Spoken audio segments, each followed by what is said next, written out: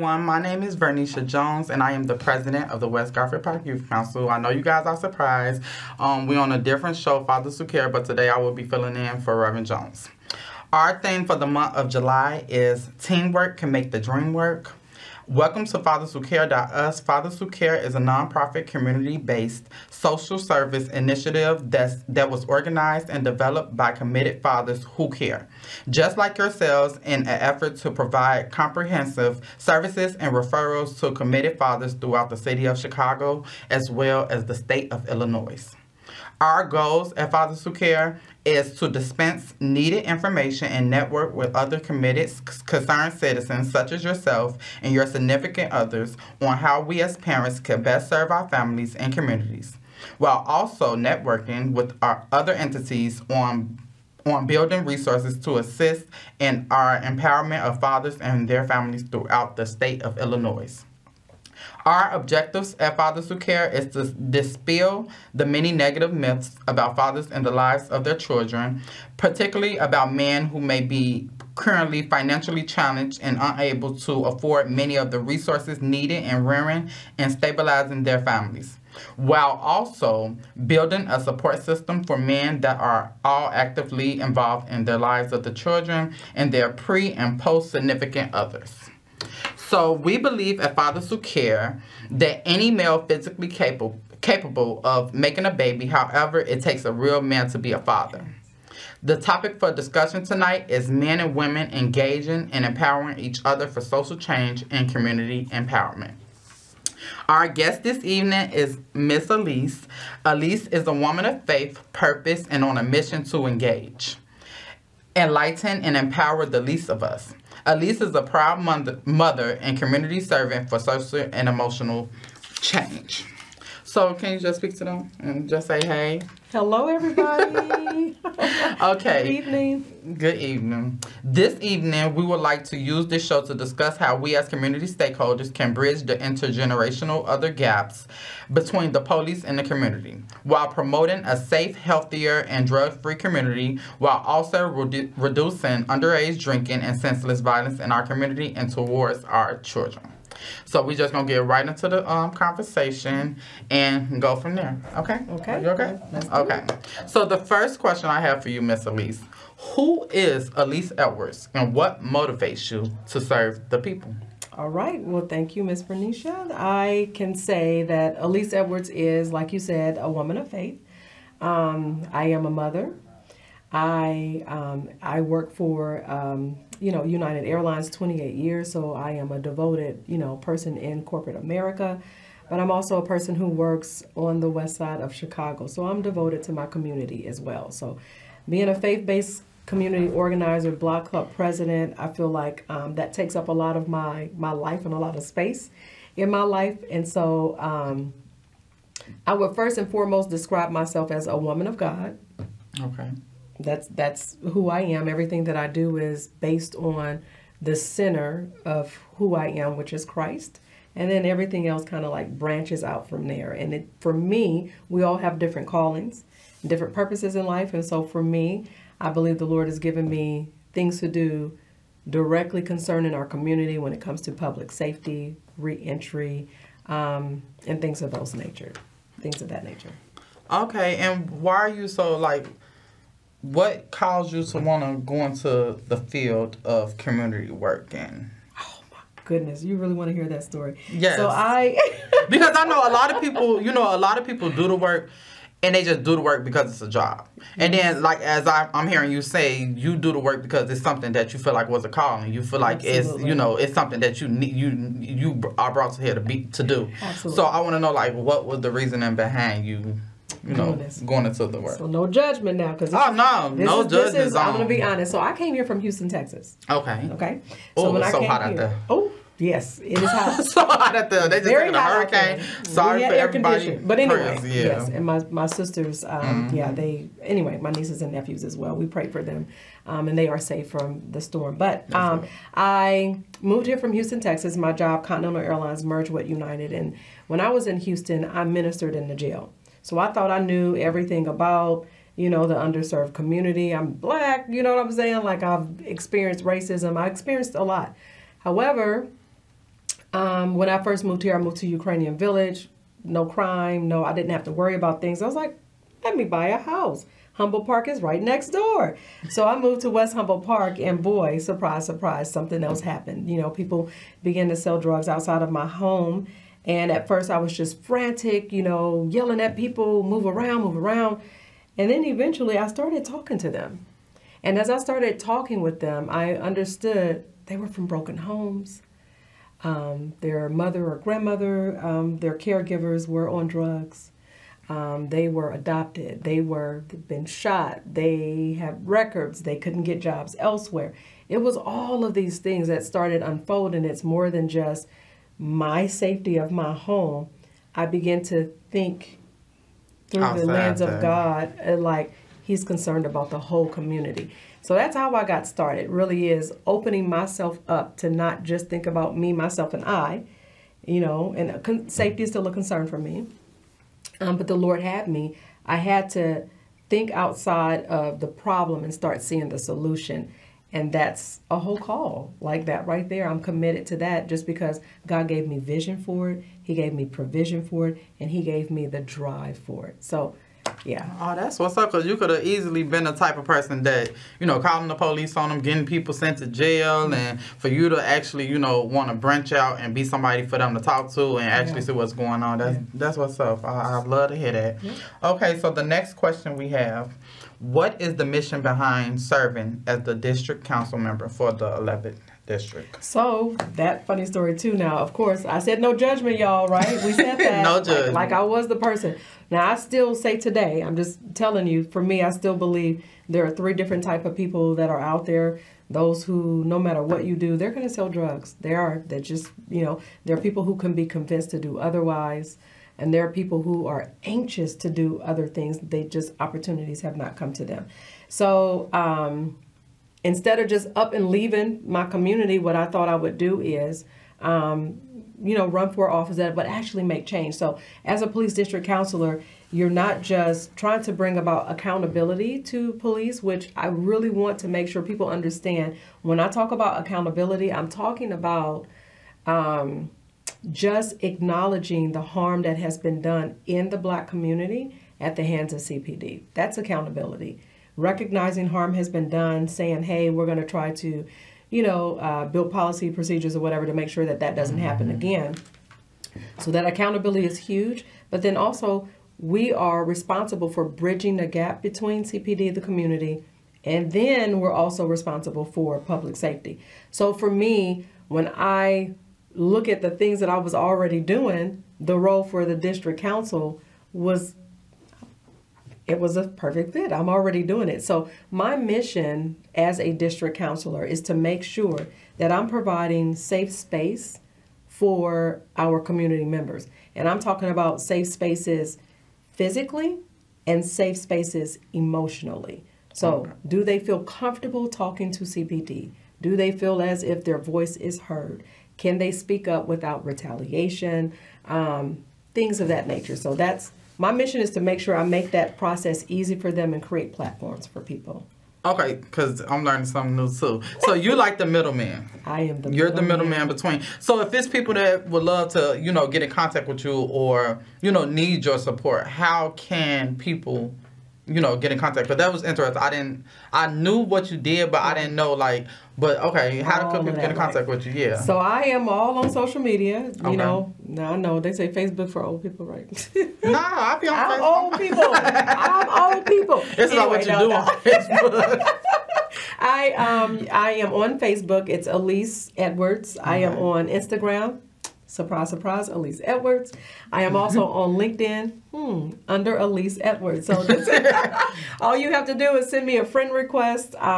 You can also send me an email. My email address is elise.edwards@cityofchicago.org. My first name is spelled A as in Apple, L as in Larry, E Edward, S as in Sam, .edwards@cityofchicago.org.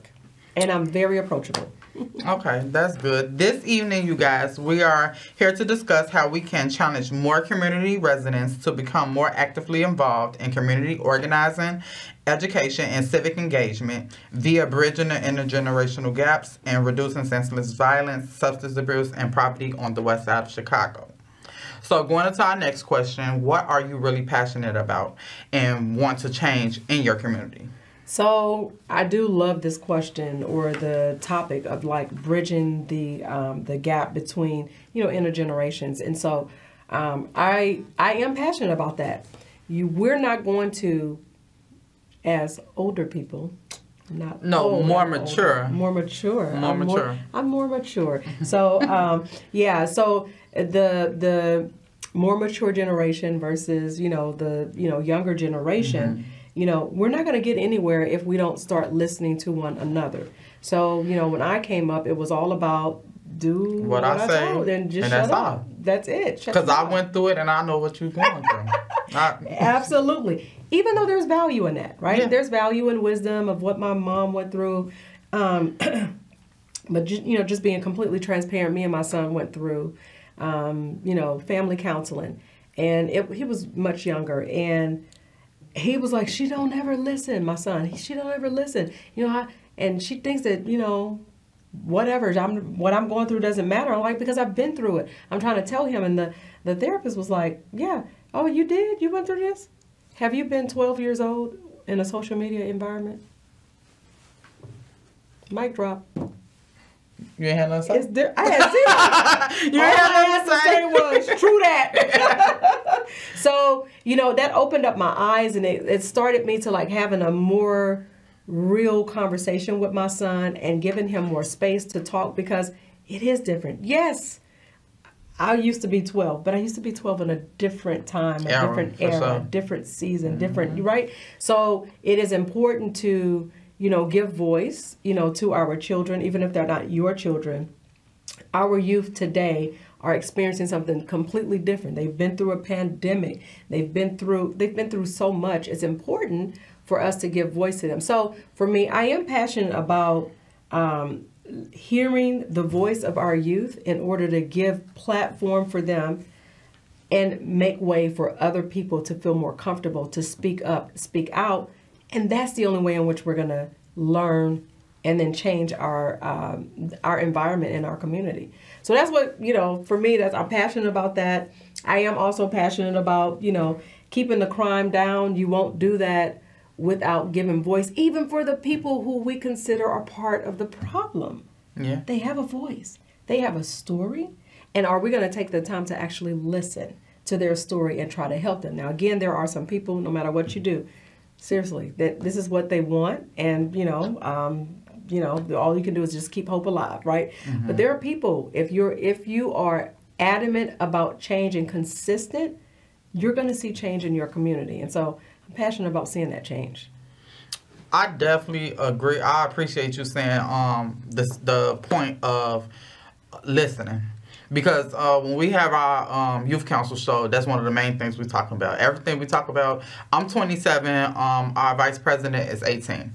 Every conversation we talk about, that's the main thing we talk about, where it's like, where you feel like you're not heard, where you feel like you don't have a voice. And for you to say, as a more mature person, to say you went to counseling and you seen that was one of the biggest issues that you was dealing with your own child. Mm-hmm. I feel like that's one of the biggest things that we need to, focus on when it comes to, because like you said, with people on the streets, it's some of them people, they just want to be heard. They ain't got a parent in the house to listen to them. They ain't got, and like you said, you have parents that's like, it's what I say or the highway and this and third. And so you allow your child to become shut down, and they can get to a situation where they go looking for love in the wrong places, which becomes the streets. And so I definitely appreciate you saying that and understanding that we're getting somewhere. We have people that actually believe that, young people, sometimes, and like you said, we in a whole different era.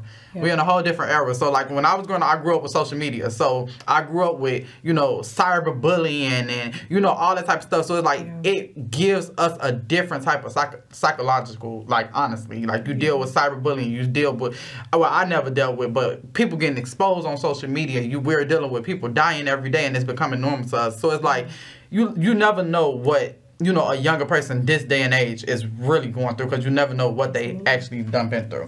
So I definitely appreciate you saying that.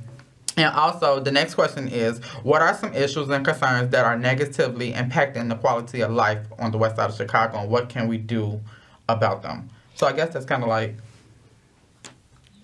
I know a whole bunch. I mean, okay, I'm trying to stay to this topic though, but I can't say. But disinvestment is, I think it affects us. Those are some of the issues. Like when you go to the north side of Chicago, you see vibrant communities, you see walkable communities, you see businesses that are, blooming and, people out, having fun. When you come to the west side of Chicago, there are broken down houses and homes and, businesses. And, so I feel like that's one of the things in which, if we want to see better, we're going to have to invest in that area. So that's beyond us, but it takes us to create this social change. It takes us to organize, to really demand for that to happen in our communities. And so a lot of times what is said is, why would we give them better education? Like they're tearing their own schools up. They're doing this, they're doing that, and they're doing the other. And it's like, well,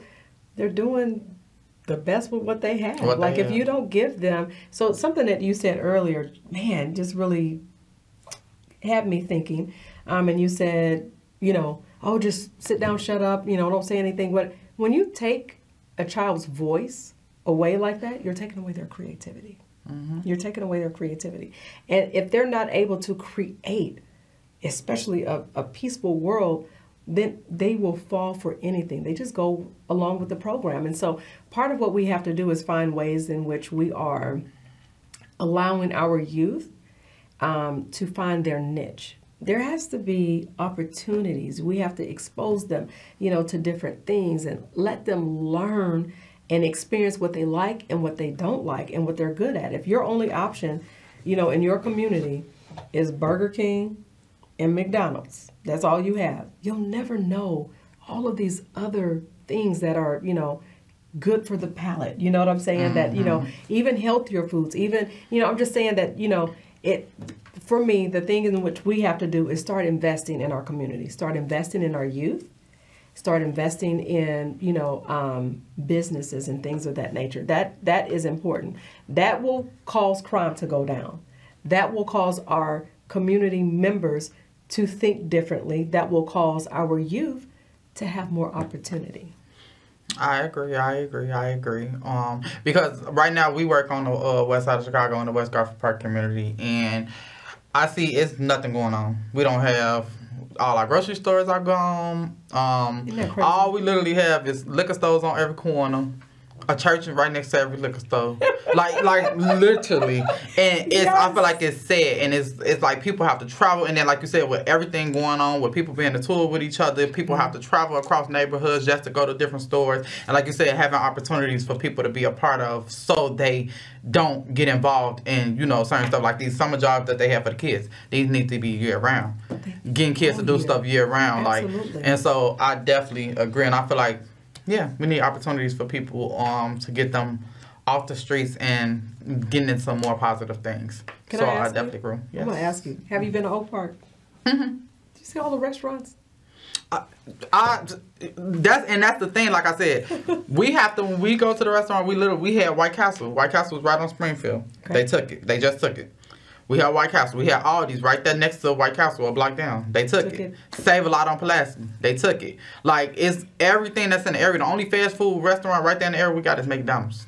You have to literally go 10 minutes away, 10 minutes away, 10 minutes, 10 minutes to get to anything. And so I feel like that calls for crime. Yeah. That calls for crime, for it to be nothing going on, nothing. And the only businesses we do have are Hispanics, Chinese. Like all the black, we don't have no black-owned business. So I feel like, yeah. Ooh, do you hear her? She is not just 27. She's like 57. No, for real though, for real. Definitely. Yes. Okay, going to the next question, because time is pushing. I told you, time is pushing. Okay, so what is the state of the consent decree within the Chicago Police Department? So this is a very, for you all who do not know, the consent decree was created after Laquan McDonald, was murdered. They were pushing for it before then, but, after Laquan McDonald, definitely it was something that happened. And this is what I call accountability. It was certain things that community members, police officers, organizations got together and said, hey, this is wrong that has been done to the community by the hands of CPD. We're going to do a decree and say, hey, we're no longer going to do these things. Or we're going to provide these things for you. So anyway, I can say the state of that, people have been disappointed because CPD is not meeting those deadlines within the consent decree. So we have a long way to go when we talk about accountability. Okay. But we love to hear the progress, and something is trying to happen. So we're going to skip down to a couple of questions so we could get some information out, and then if we have enough time, we're going to go back up to get some more interesting information that people might want to know. Okay. So the next question is, what any events, activities, or anything that's going on within the west side of Chicago that our young people could be involved in? Anybody, in general, could be involved in. Oh my goodness, we have so much. I wish I would have had a flyer, but social media. Do you post it on social media? I posted on social media. Please go to my Facebook page. We just did a boxing off the block, which I thought was phenomenal. Hold on, was that with the police officers? No. Oh. This was with Tony Rags. Oh, okay. He actually has all of the gear. It was, the whole, whatever you call this, beaten bag. I don't know what you call it. Sorry. The boxing gloves.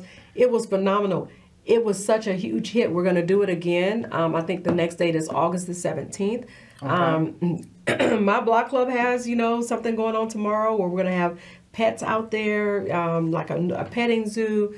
There's not a lack of events. I love that part about Chicago and on the west side. Oh, yeah, it's everything going on. We create our own. So go to my social media page, though. I'll definitely have a lot of things out there for you all to do.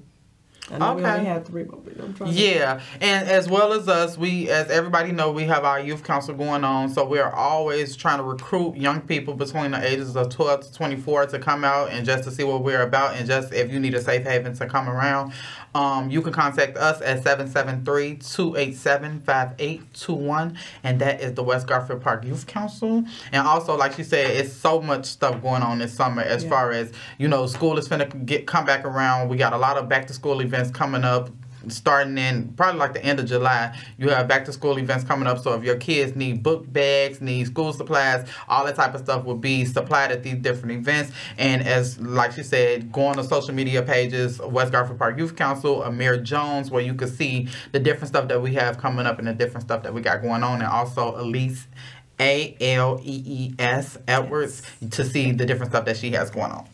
So the next question is, what is the state of the west side of Chicago, in your opinion? I don't think it's as gloom and doom as everyone say. Okay. We definitely have a lot of progress to be made, but I see some successes. I see, I want to say when I first started this work, compared to other sides, I'm not going to say what side, but other areas seem to be more together. They were gelling together.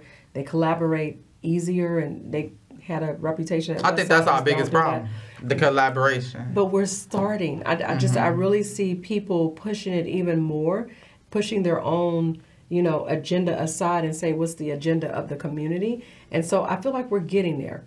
We're still in a state of despair when I say that we're lacking a lot, but there's definitely a lot of love on the west side. So, and I do see us again coming together so that we can start collaborating more, so we can see a greater and better west side of Chicago. Yeah, and like she said, I feel the same exact way. I feel like it can be done. Progress can. I do see progress in certain areas, but at the same time, I feel like the state that we're in, me being a young person, in the social media world, around the same ages as all the people that's, me being in the age range, it's a lot going on. This past weekend, over 100 people shot. I can't even, me being younger, I like to go outside. I can't even go outside without, watching over my back, and, it's just a lot going on. So I feel like we can do better, but I do feel like people are putting in the effort to try to help. Yes. We just need more people, to try to help. And other than that, yeah. So if it's anything like last minute remarks or closing statements that you would like anybody to know. encouraging words. Okay, so I will say this. I love tonight. I'm going to say that. I love Thank tonight. you. I will say this. It is so much better for everyone to start thinking about solutions versus only focusing on our problems. So if we're talking about a better and a greater west side of Chicago, What can you do? what can you do? And how can you do it with us? Yeah. What can you? I love that. I love that. And my name is Vernisha Jones. I am the president of the West Garfield Park Youth Council, and this is Miss Elise Edwards. Yes. And thank you guys for watching us tonight. See you guys later. Thank you.